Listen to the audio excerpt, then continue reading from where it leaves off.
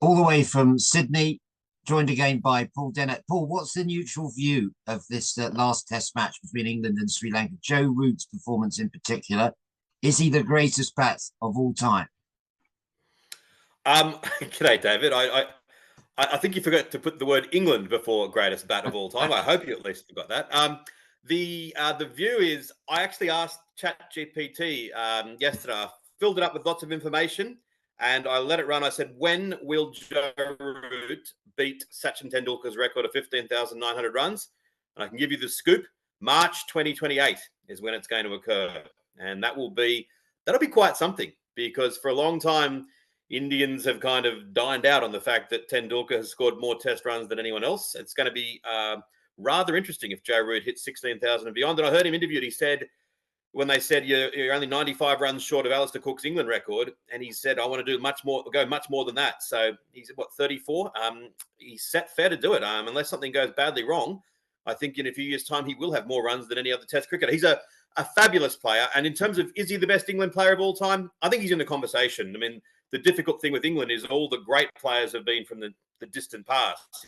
Hammond and Hobbs and Sutcliffe and Len Hutton. And then you jump forward to, I suppose, Ken Barrington was pretty good. But Kevin Peterson and Joe Root from this modern era, there's a huge gap between with some decent players, but none in Alistair that Cook. Not quite. He's David very Gower, good, but average.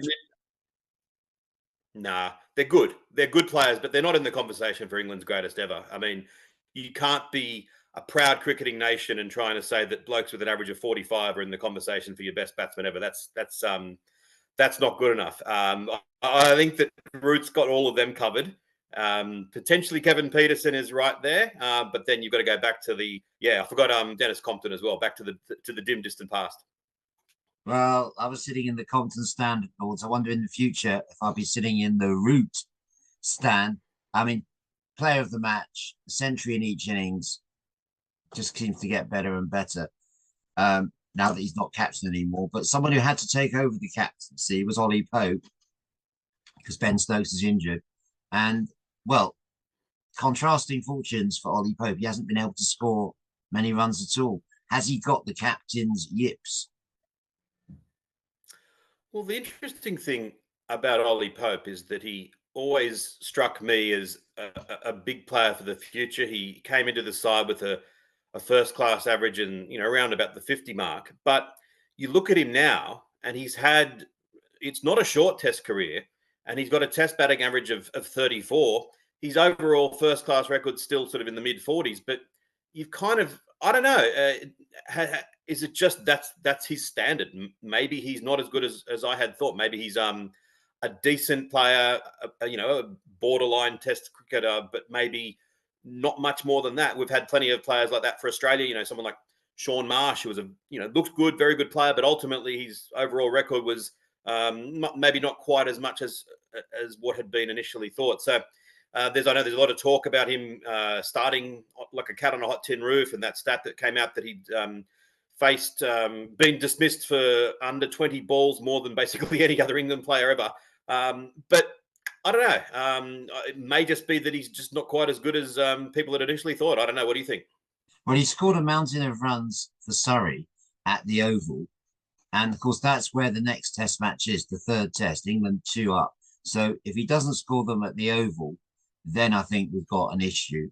Although, of course, Ben Stokes, we hopefully will be back, for the winter assignments. So 2-0 up. Sri Lanka, lots of talent in their team, but haven't put it all together.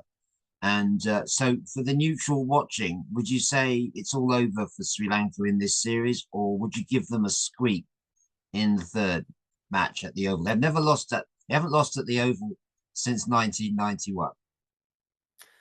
I mean, I expect England to win, but I do give Sri Lanka some hope because they were far from disgraced in both games. And in the first Test, they, 5-wicket defeat. That could have got interesting for England. Again, that man Joe Root getting 60 not out in the second innings. So that was a pretty good effort. First up, having only had the one warm-up game. This match, again, comfortable victory in the end to England, more than comfortable, but they stuck at it. And you can't do this. But imagine if you took Root's scores away. Like Root Yeah. absolutely dominated in both innings, and you can say that Sri Lanka have played in foreign conditions very serviceably and have run into possibly England's greatest ever batter batting in the form of his career. So let's parlay it forward to the Oval. If they happen to, bat first under reasonably decent conditions, get themselves into the game, getting 300, 350, keep on bowling serviceably as they have done, you never know. It wouldn't be the biggest shock of all time, but I think that all of us tend to think that the most likely outcome is 3-zip. Yeah, I think if Sri Lanka ever got a chance, it's going to be in this last one. Of course, the other player we should mention from the second test, he had the absolute fantastic match, and that was Gus Atkinson. I mean, a century and then 5 wickets in the second innings. So he's gone up on the honours board twice at Lord's. He's already been up there once. I mean, that century had some amazing shots in it. And when he was interviewed after the game, he said, yeah, he does see himself as an all-rounder in the future. And well, as of now, he realizes how capable he is. But that was his first century in any pro game of cricket. What do you think of Gus Atkinson? It's remarkable how England seem to be able to produce these bowlers who can more than just handle a bat, but they are, Yeah, borderline good enough to be considered all rounders. Like, Chris Wokes comes to mind for that. They had Sam Curran, pretty much every England batter, with the exception maybe of Jimmy Anderson, he's not an absolute rabbit, but they all seem to be able to be quite damaging with the bat. That innings looked absolutely sublime. It is one of the advantages, and Adam Gilchrist used to talk about it, how he had sort of compartmentalized his mind to say, I'm in the side for my wicket keeping, so I can go out there and bat with complete freedom. And if I get a duck, well, so be it. Top order players don't have that luxury. He came out and just played so beautifully and so fluently. It is going to be interesting to see if he can maintain that. Obviously, he can bat. He's got an average in the 20s, but it'll be a bit much to expect that all the time. Question for you, in looking ahead to, I don't want to focus on the Ashes, but looking ahead to the about 15 months' time in Australia, is he the type of bowler that you think can be effective in our conditions? well, he hasn't got the extra pace which you need, and given the way that Australia lost to West Indies in their last Test match against pace bowling, Shamar Joseph, I think England will be, Atkinson will obviously be in there as a 100% effort bowler and who doesn't bowl too many loose balls. But they'll probably be looking at Ollie Stone, Jofra Archer, one of these guys who can bowl in the 90s to make a difference, because that's where we think the Aussies are vulnerable. Because that's not this winter. We're looking ahead to the winter after, haven't we?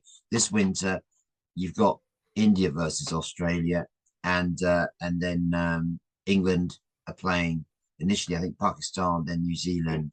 So it's this is the time to cement the place for the England players, that's for sure.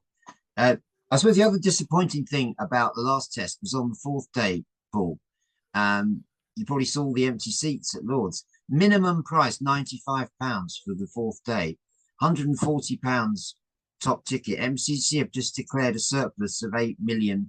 Why do they feel they need to strangle the life out of Test cricket by charging these huge prices?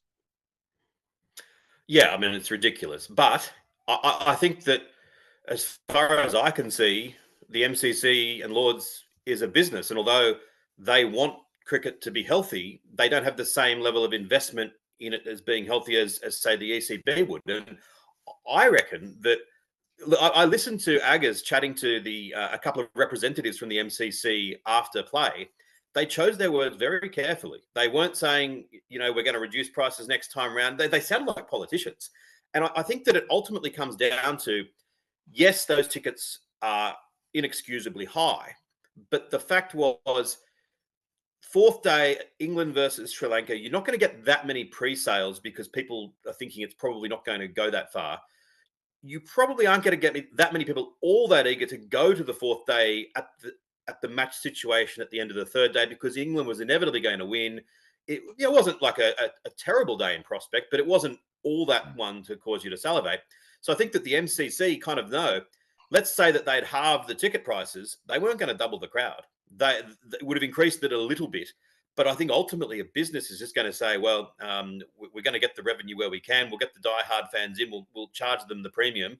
And we don't want to lower the cost and therefore not get as much profit. And that's as nakedly capitalistic as it comes down to. And I think that there does need to be some work done in the future to change that, because when Australia or India turn up, they can charge huge prices and they get full houses. But even then, if you're a cricket fan and you turn up and you sometimes do get a dull day in Test cricket, and you look and think, hey, wait a minute, between me and whoever came with me, maybe it's my spouse, we've paid hundreds of pounds, plus the price of food and drink and everything else, and we have seen a dull day. It kind of makes you feel like you've been fleeced, and it also perpetuates the theory that many of us outside of England kind of have, that cricket in England is increasingly becoming kind of like the game of the elite, which is not what it should be. So I don't know what the solution is, but I think that the sad thing is, when we next get a situation where a fourth day like this is looking like it's not going to be all that great, I don't know if they can do much different. They certainly, what they should do, and Agger's another question they asked was, why don't you, when you realise that the pre-sales aren't there, slash the prices and say to everyone who's already bought the ticket, we'll refund you the difference. And that, again, makes a lot of sense. But who wants to give back money? Certainly, I don't think the MCC would want to. Well, they can afford it. And you have to ask whether they're a private members club, whether their job is to maximize, profits, or whether they have a role. They set themselves up as the guardians of the sport. Anyway, let's do it. Let's look ahead to the Oval, to the third test that starts on Friday. So England going in 2-0 up. We're expecting a similar outcome, although there's no outside chance that Sri Lanka, their batting is getting better. They've all had a dig now in terms of the bats, and the bowling's been okay. I'd like to draw attention to a couple of the Sri Lankan players that I think are worth looking out for.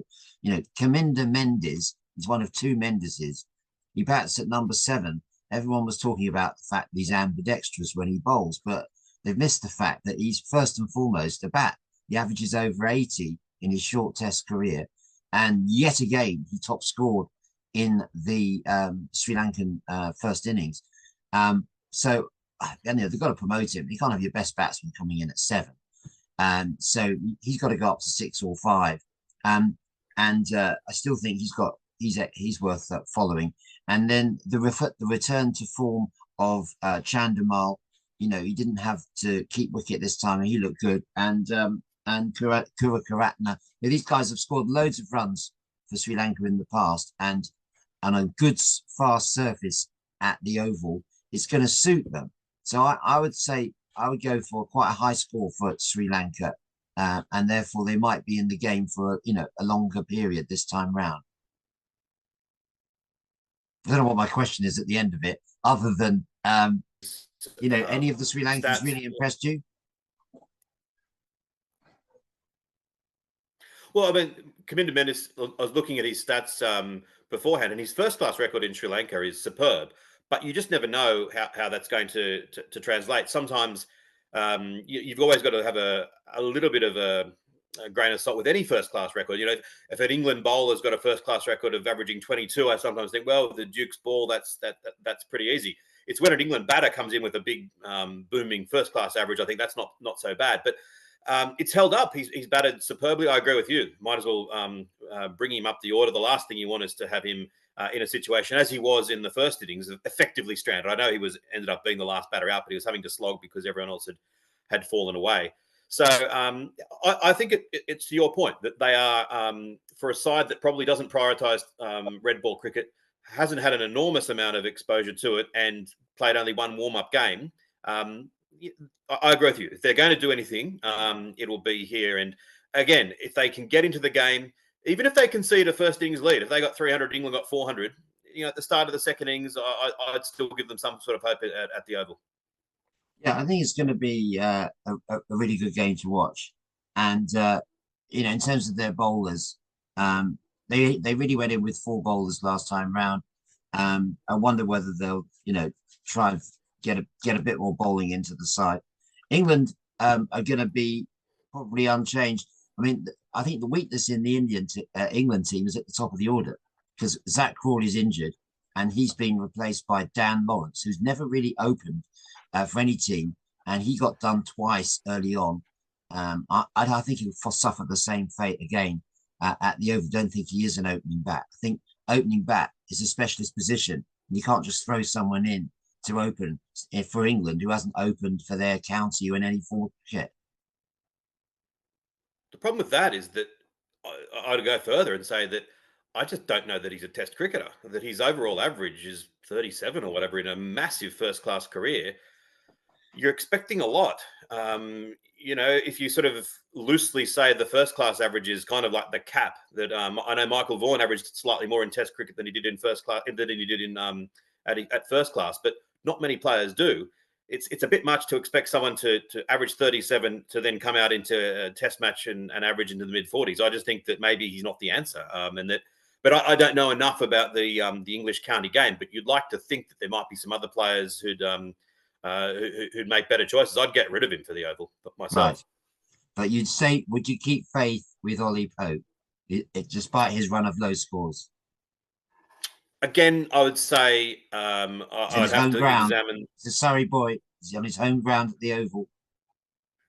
Yeah, I mean, again, I'd examine who else is available. I mean, realistically, they're not going to drop him because obviously he's the stand-in captain, and they wouldn't even be contemplating it. And he's done a good job. If there was someone stand-in captain, he's done a good job. His captaincy has been quite calm, and he's always managed to get the wickets at the right time. His captaincy, I think, has been quite impressive. I'm still scarred by Mark Taylor, who kept in the Australian side for about 15 months when he couldn't score a run, and everyone said, "Oh yeah, his captaincy's keeping him in there." So I'm a bit scarred by that, and I was lucky I'm too young to remember Mike Brearley being in the England side, because I'm sure I would have objected to him being in there as kind of a professional captain. But yeah, he did look like he had some funky fielding positions, and they seemed to work. So I'd probably continue with him. And overall, a first class average in the mid 40s, as you say, at his home ground, he's probably worth giving another chance to. I keep coming back to the guy we started talking about, Joe Root. His record against Sri Lanka is phenomenal. I think he's going to go in again as top English batter in that first innings. Even if he's favourite, I still think he's the one. He's been Mr. Reliable. Jamie Smith, the wicketkeeper, coming in at 7, has probably been the second best batsman alongside Gus Atkinson, who bats at 8. But that top order with Lawrence, Duckett hasn't quite gone on. We've talked about Pope having the yips. So there is a vulnerability in the England top order, possibly for Sri Lankans to exploit. And, it's not an England side that you could send out to play against Australia at the moment or against India. So we're missing Ben Stokes and Zach Crawley, and they're huge boots to fill. Yeah, but you're right about Root, and everyone's been talking about the inevitability when he's batting. 100 just seems like it's going to happen.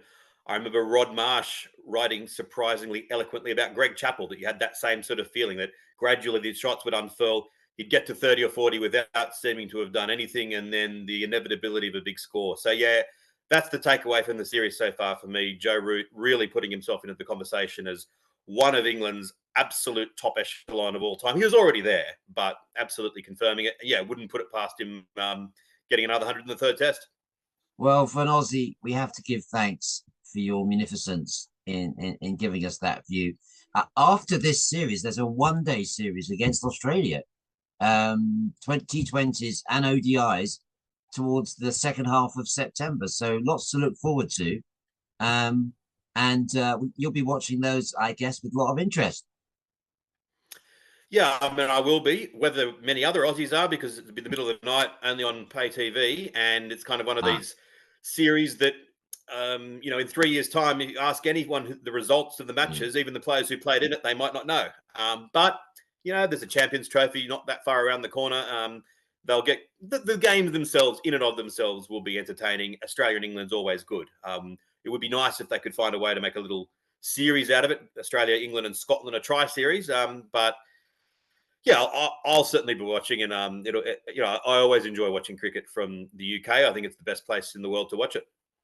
Certainly, best place to watch Test cricket. Pat Cummins as a captain, he gets better when he's a captain. Ollie Pope, we've seen, doesn't get better. So it's a question of, does the captaincy improve someone?